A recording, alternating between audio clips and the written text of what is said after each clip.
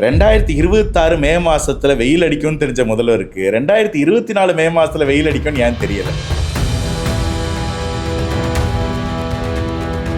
நான் கேட்கறது கோடைக்கான சிறப்பு சலுகை கொடுக்க வச்சது யாரு?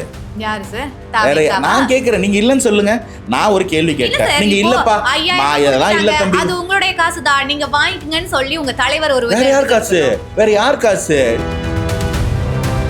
ஆனா என்னைக்கு சொன்னாரு அண்ணன் வண்டியா கொண்டு வந்து கொட்டுவாங்கன்னு சொன்னாரா இல்லையா? நடந்துச்சா இல்லையா?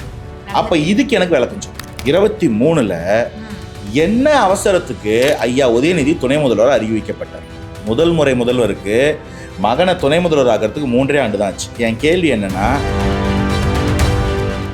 4 பயலுங்க கஞ்சாவை குடிச்சுக்கிட்டு ரீல்ஸ் மோகத்துல வேலை செய்ய வந்த ஒரு வடநாட்டு கொயனை கூட்டு போய் வெட்டி ரீல்ஸ் எடுத்தா பதறாத உள்ளங்கள், ஒரு குடும்பத்தையே பாலியல் கொடுமை பண்ணி துண்டு துண்டா வெட்டி சென்னையோட வெவ்வேறு பகுதிகளில் துண்டு துண்டா வீசப்படும் போது 2 வயது குழந்தை தரையில் அடித்து கொன்றது உட்பட, மீன் பிடிக்க தெரியாதவங்களுக்கு கத்துக் கொடுக்கணும், கத்துக்கிட்டவங்களுக்கு உபகரணம் கொடுக்கணும், சரி உபகரணம் கொடுத்தவங்களை மீன் பிடிக்க வைக்கணும், மீன் பிடிக்க முடியாதவங்களுக்கு மீன் கொடுக்கணும். மக்களை கட்சி ஜாதி மதத்தின் பெயரால் பிரித்து அவர்களை ஒவ்வொரு கட்சியின் கீழே ஒருங்கிணைத்து அந்த திரும்ப அந்த கட்சிகள்லாம் ஒன்று இருக்கிறது நம்மளாம் ஒழுங்காக இருக்கிற ஒரு பிஸ்கெட்டை உடச்சி திரும்ப அதை ஒட்டி வைக்கிற மாதிரி ஒரு கதை. இதுக்கு பருத்தி மூட்டை பேசாமல் குடோன்லேயே இருந்திருக்கலாம்னு தோணும். அப்படின்னும் போது இந்த விசில் சின்னத்தை பார்த்தா பயமா இல்லை விசில் உள்ள சத்தத்தை பார்த்தா பயமா?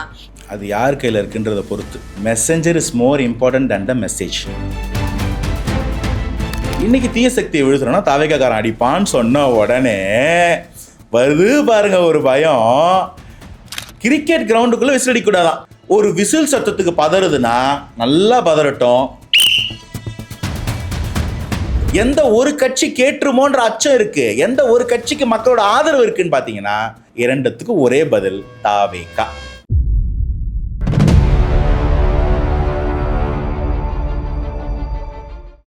இப்போ எல்லாருமே இந்த கூட்டணின்னு சொல்லும் போது அவங்க கூட்டணி இன்னும் வலுவடைஞ்சிருச்சு, இப்போ ஒரு % ஓட்டு உள்ள வந்துகிட்டே இருக்கு அப்படின்ற இடத்துல தான் நிற்கிறாங்க.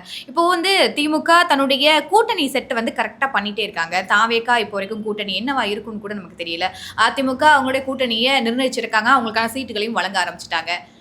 இப்போ வரைக்கும் தாவேகா கூட்டணியோ இல்லை சீட்டுகளோ இதை குறித்து எதுவுமே பேசவே இல்லையே பொது வழியில். ஓகே, முதல்ல தேர்தலுக்கு நாமினேஷன் ஃபைல் பண்ண ஆரம்பிச்சு அந்த நாமினேஷனை விட்ரா பண்ற கேப்லலாம் அலையன்ஸ் ஃபார்ம் ஆயிருக்கு. கண்டிப்பா அந்த அலையன்சஸ் ஆளுங்கட்சியை புரட்டி போட்டு எதிர்கட்சியோட உட்காரோடாம பண்ணியிருக்கு. 2011 வரலாறு.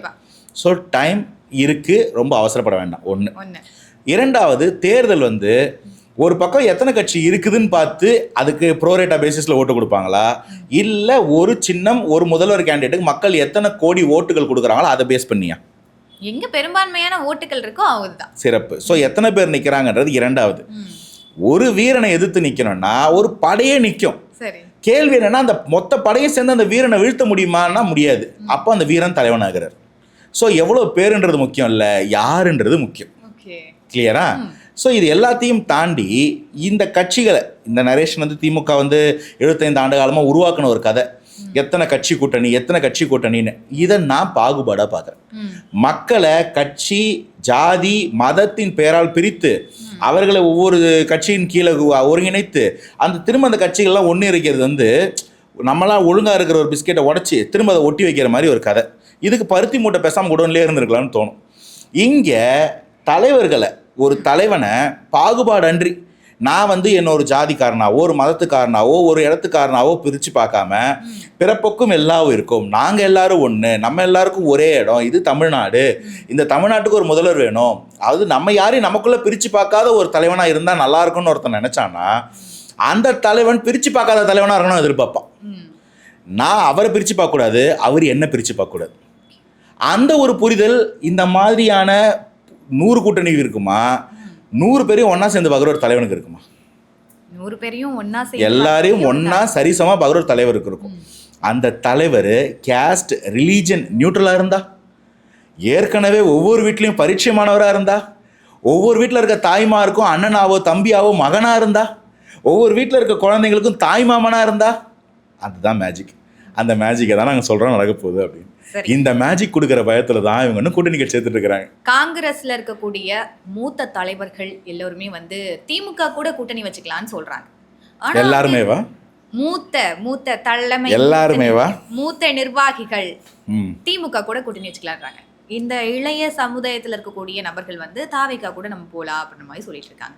ஆனால் இதுக்காக ஒரு சலசலப்பு ஏற்பட்டுச்சு, இதுக்காக ஒரு காங்கிரஸில் ஒரு கமிட்டி அமைக்கப்பட்டுச்சு. அதுக்கப்புறம் வந்து இல்லை எங்களுடைய காங்கிரஸுக்கும் திமுக கூட்டணியிலும் எந்த மாதிரியான விரிசலும் இல்லை, அது நார்மல் தான், அது வந்து ஹெல்த்தியான கூட்டணினா இந்த மாதிரி சலசலப்பு ஏற்பட தான் செய்யும் அப்படின்னு சொல்லிட்டு ஒரு தலைவரும் சொல்கிறாரு. ஸோ அப்படின்ற பட்சத்தில் தாவேக்கா காங்கிரஸ் கூட்டணி சாத்தியம் இல்லையா? இதுக்கு திரும்ப பதில் சொல்றதுக்கு எங்க கட்சியை பொறுத்த வரைக்கும் மொத்த உரிமையை நாங்கள் எங்க தலைவர் கொடுத்துட்டோம். பைலா காங்கிரஸ் என்பது வேற ஒரு கட்சி, அந்த கட்சியில் இருக்கக்கூடிய முடிவை அந்த கட்சியோட சாவரின் லீடர்ஸ் எடுப்பாங்க, அதில் தலையிடறதுக்கு எனக்கு தகுதி கிடையாது. ஆனால் என் கேள்வி என்னன்னா, இன்னைக்கு வரைக்கும் திமுக காங்கிரஸ் கூட்டணியில் சீட்டு பகிர்ந்து கொள்ளப்பட்டு விட்டதா? அவங்க ஒரு டீலுக்குள்ளே வந்துட்டாங்களா? ஆட்சியில் பங்கு இருக்குன்னு திமுக ஒத்துக்குச்சா, இல்லை ஆட்சியில் பங்கு இல்லைன்னு காங்கிரஸ் ஒத்துக்குச்சா? இப்போ இதுக்கு பதில் இருக்கா? 2019, 2021, 2024 ஒன்னா இருந்த வெற்றி கூட்டணியில ஏன் இந்த சலசலப்பு? அவங்க தனக்கான யாரால இந்த சலசலப்பு? தனக்கான இடங்களை வாங்கிக்கணும். 24 இல்லாத சலசலப்பு 26 ஏன்? இன்னொரு பாயிண்ட் ஆட் பண்றேன். 2026 மே மாசத்துல வெயில் அடிக்கும்னு தெரிஞ்ச முதல்வருக்கு 2024 மே மாசத்துல வெயில் அடிக்கும்னு ஏன் தெரியல?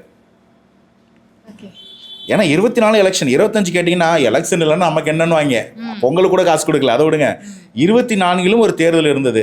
அந்த 24 தேர்தலில் மே மாசம் வெயில் அடிக்குன்னு தெரிஞ்சு ஏன் முதல்வர் எதுவும் பண்ணல? ஏன்னா 2023 செப்டம்பர்ல 2023 செப்டம்பர்லயே கொடுக்க ஆரம்பிச்சாச்சு. ஏன் அதை மே மாசம் 24 கொடுக்கல சொல்லுங்க? அதுதான் அதுக்கு பதில். அதுக்கு காரணம் எனக்கு தெரியும். ஏன்னா இதுக்கப்புறம் வரக்கூடிய தமிழகத்தின் அனைத்து தேர்தல்களிலும் தாவேக்கா போட்டியிடும். அதுக்கு இப்போ ரிசர்வேஷன் பண்றாரு. நான் பின்னாடி கேட்கிறேன், கொஞ்சம் திரும்பி பாருங்க, லுக் பேக். 2024 வெயில் அடிச்சுதா இல்லையா? எலெக்ஷன் நடந்துச்சா இல்லையா? அப்ப எங்க கொடுத்தீங்க?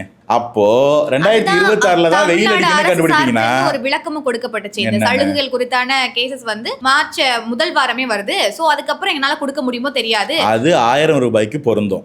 நான் கேட்கறது கோடைக்கான சிறப்பு சலுகை. வெயிலை பத்தி மட்டும்தான் நான் பேசிட்டு இருக்கேன். கொடுக்க வச்சது யாரு? நான் கேக்குறேன், நீங்க இல்லன்னு சொல்லுங்க. நான் ஒரு கேள்வி கேட்டேன், நீங்க இல்லப்பா இதெல்லாம் இல்ல தம்பி, அது உங்களுடைய காசு தான், நீங்க வாங்கிக்கங்கன்னு சொல்லி உங்க தலைவர் ஒரு வேற யார் காசு? நீங்க என்ன கட்சியோட நிதியில இருந்தா கொடுக்குறீங்க?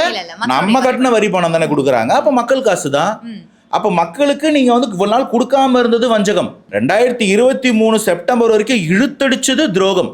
3 கோடி பெண்களுக்கும் கொடுப்பேன்னு சொல்லிட்டு 1 கோடி பெண்களுக்கு மட்டுமே கொடுத்தது சூழ்ச்சி. இப்பவும் அதை எக்ஸ்பேண்ட் பண்ணி இன்னும் 12 லட்சம் பேருக்கு தான் கொடுத்து 1 கோடி 1.5 கோடி கூட ரீச் ஆகாம இருக்கிறது சதி. இன்னைக்கு அதை கூட்டி கொடுக்கறதுன்றது வந்து அரசியல் நாடகம். இது எல்லாத்தையும் பண்ணா நாங்க கேட்போம். அது என்ன என் தாய்மார்கள் நீ பிரிச்சு பாக்குறது? இன்றைக்கு கூட கோர்ட்ல வந்து கேட்கப்பட்டிருக்கு, இந்த சலுகைகள் மட்டும் கொடுத்தா போதுமானதா இருக்குமா அப்படின்னு. இப்போ ஒவ்வொரு சலுகைகள் கொடுக்கும் போதும் தாவேக்கா அது நாங்க வந்ததுனாலதான் இந்த விஷயங்கள் நடக்குது, நாங்க செஞ்சதுனாலதான் இந்த விஷயங்கள் மக்களுக்கு நடக்குது, நாங்க பண்ணதுனாலதான் மக்களுக்கு நடக்குது அப்படின்னு எத்தனை நாட்கள் ஒரு தமிழக அரசு கவர்மெண்ட் சைட்ல இருந்து பண்ணும்போது அது எத்தனை நாட்கள்? நான் ரொம்ப நியாயமா கேட்கிறேன்.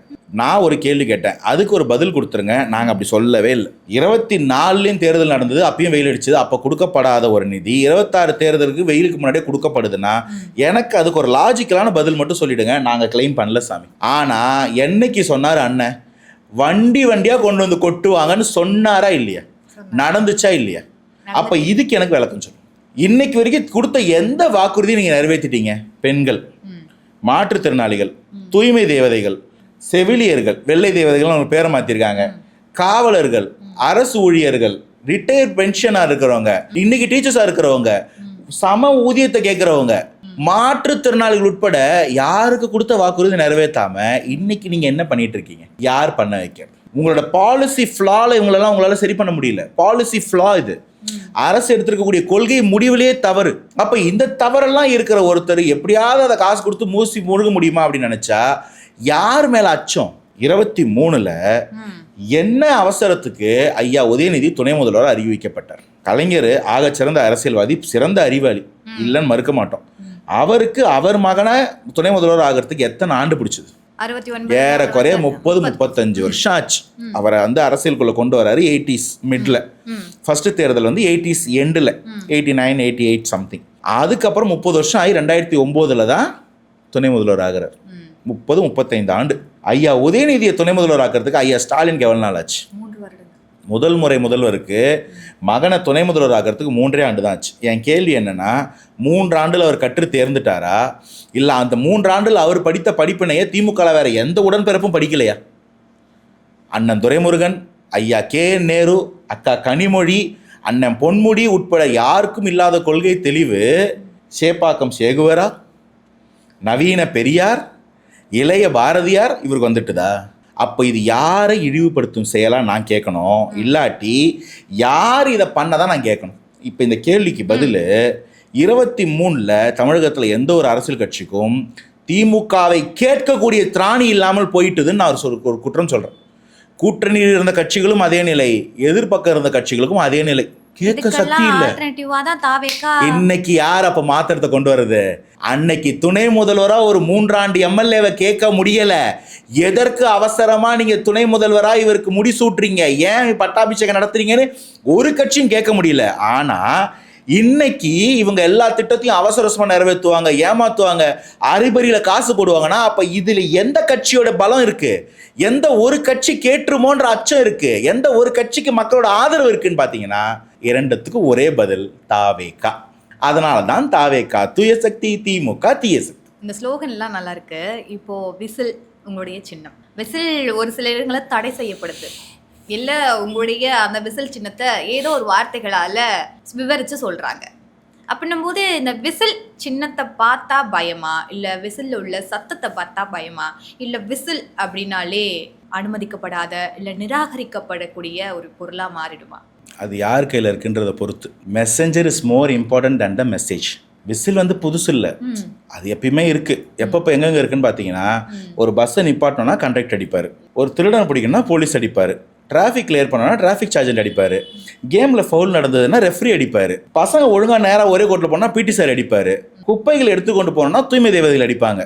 இன்னைக்கு தீய சக்தியை விழுத்துறோன்னா தாவேக்காரன் அடிப்பான்னு சொன்ன உடனே வருது பாருங்க ஒரு பயம். கிரிக்கெட் கிரவுண்டுக்குள்ளே விசில் அடிக்கூடாதான், கேள்விப்பட்டிருக்கீங்களா? எந்த கொண்டாட்டத்திலேயாவது விசில் சத்தம் இல்லாமல் இருந்திருக்கா? கிரிக்கெட் கிரவுண்டுக்குள்ளே அடிக்கூடாதான்.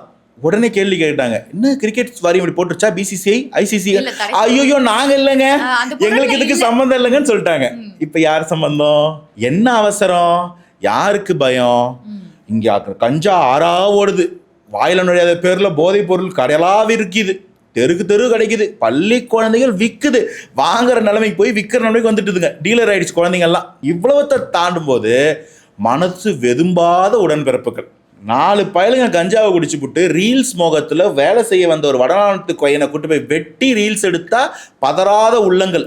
ஒரு குடும்பத்தையே பாலியல் கொடுமை பண்ணி துண்டு துண்டா வெட்டி சென்னையோட வெவ்வேறு பகுதிகளில் துண்டு துண்டா வீசப்படும் போது 2 வயது குழந்தை தரையில் அடித்து கொன்றது உட்பட அன்னைக்கு பதறாத மனதுகள் ஒரு விசில் சத்தத்துக்கு பதறுதுன்னா நல்லா பதறட்டும், இப்பயும் சேர்ந்து பதறட்டும்.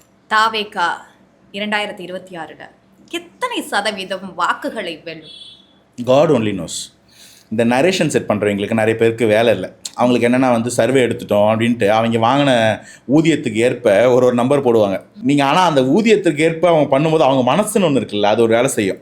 ஒரு சோன்சோ கட்சிக்காரங்க கொடுக்குற நிதி வாங்கும்போது என்ன பண்ணுவாங்க, அந்த கட்சியை ஃபஸ்ட்டு போட்டுட்டு தாவேகா செகண்டு. சோன்சோ எதிர்கட்சி போடும்போது என்ன பண்ணுவாங்க, அந்த கட்சியை ஃபஸ்ட்டு போட்டு தாவேகா செகண்டு. சில தொகுதிகள் அவங்களால முடியாது, ரெட்டாரிக் நம்பராக இருந்ததுன்னா இந்த ஒரு 50 தொகுதியில் தாவேகா வின்னு அப்படின்னு சொல்ல ஆரம்பிக்கிறாங்கன்னா இதுதான் தாவேகாவின் வளர்ச்சி. நான் என்ன சொல்கிறேன், இது எந்த நம்பரையும் நம்பாதீங்க. களத்தில் போய் நீங்கள் ஒரு 100 பேரை மட்டும் மைக்கு நீட்டுங்க. எல்லா ஏஜ் குரூப்பில், எல்லா செக்டாரில், எல்லா செக்மெண்ட்டில் 18 வயது நிரம்பினவங்கள்லேருந்து ஒரு 65 வயது வச்சுக்கோங்க. படித்தவர்கள், படிக்காதவர்கள், தினந்தோறும் கூலி வேலை செய்பவர்கள், கார்ப்பரேட்டில் இருக்கவங்க, அரசு ஊழியர்கள், பொதுத்துறை வேலை செய்கிறவங்க, பெண்கள், ஆண்கள், இல்லத்தரசிகள், ரிட்டையர்டு, எல்லாரையும் எடுங்க. இதில் எவ்வளோ நம்பர் இருக்குன்னு பாருங்கள், தெரியும். டிஎம்கே வர்சஸ் டிவிகே மட்டும் தான் களத்தில் இருக்குன்னு சொல்லியாச்சு, மற்ற கட்சிகள் என்னவா வேணாலும் இருக்குன்னு வேற சொல்லியாச்சு. ஆனால் இப்போது தாவேகா வெற்றி பெறுவதற்கு என்னெல்லாம் தேர்தல் அறிக்கையில் சேர்க்க போகிறீங்க? ரொம்ப சிம்பிள் அண்ட் ஸ்ட்ரெயிட்டான ஒரே வார்த்தை, ஒரே பதில். இது ஒரு ஹானஸ்டான ஃபால்ஸ் ப்ராமிசஸ், ஃபால்ஸ் நரேட்டிவ்ஸ் இல்லாத ஒரு மேனிஃபெஸ்டோவாக இருக்கும். இது ஒரு தேர்தல் வாக்குறுதிகளை தாண்டி எங்களுடைய ஒரு விஷன் டாக்குமெண்ட்டாக இருக்கும். மக்களுக்கு, இந்த மாநிலத்துக்கு, நம்மளுடைய வளர்ச்சிக்கு ஒரு விஷனாக என்ன செய்யணும், என்ன செஞ்சால் எந்தெந்த 5 ஆண்டுகள் என்ன நடக்கும்னு ஒரு பிளான் டாக்குமெண்ட்டாகவே இருக்கும். அதில் சொல்லப்படக்கூடிய அனைத்தும் செய்யக்கூடிய வாய்ப்பு இருக்கிறதா இருக்கும், அனைத்தையும் செய்ய போகிறதா இருக்கும். ஏன்னா நம்ம ஆள் சொல்கிறத செய்யறது தான் சொல்வார். இங்கே இந்த மாதிரி இல்லாதது, நான் வந்து எல்லாருக்கும் அரசு பண்ணி கொடுத்துருவேன், எல்லாருக்கும் ஆடு மாடு கொடுத்துருவேன், எல்லாரையும் பர்மனெண்ட் பண்ணுறேன்னு சொல்லிட்டு அவங்கள நைட்டு போலீஸை வச்சு அடித்து அதுக்கு பதில் கூட சொல்லாமல் போய் உட்காந்து சினிமாவுக்கு ரிவ்யூ போடுற ஆளுங்க நாங்கள். அதனால் எது நடக்குமோ அதை சொல்லுவோம், சொன்னது எல்லாமும் நடக்கும். அப்படி ஒரு மேனிஃபெஸ்டோ வரும். இது தமிழ்நாடு மக்களுக்கு இது வெரி இம்பார்ட்டண்டான ஒரு இது. நாங்கள் கண்டிப்பாக எங்களுடைய தேர்தல் வாக்குறுதலை கொடுத்து தான் ஆகும் அப்படின்னு எதனா ஒன்று.